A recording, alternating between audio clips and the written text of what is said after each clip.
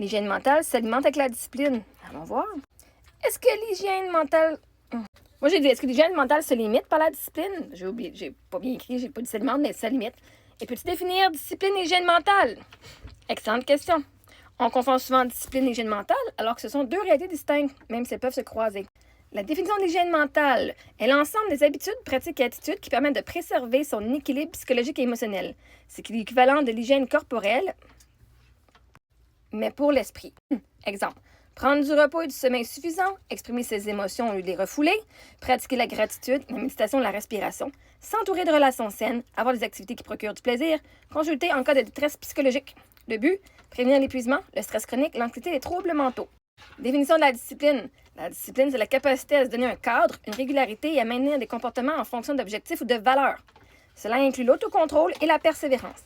Exemple, suivre une routine de sommeil régulière, respecter un horaire d'études ou de travail, maintenir une pratique sportive ou méditative, tenir ses engagements envers soi-même et les autres.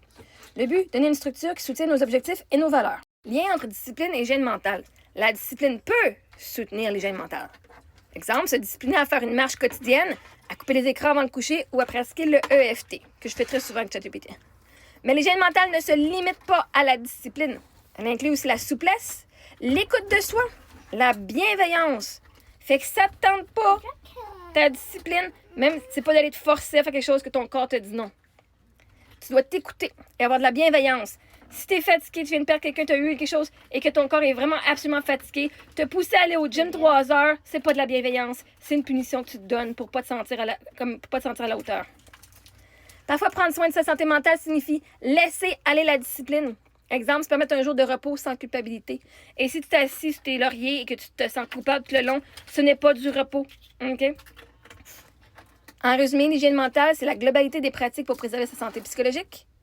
Et discipline égale outil, mais pas le seul, qui aide à maintenir certaines de ces pratiques de façon régulière. J'espère que ça aide des gens.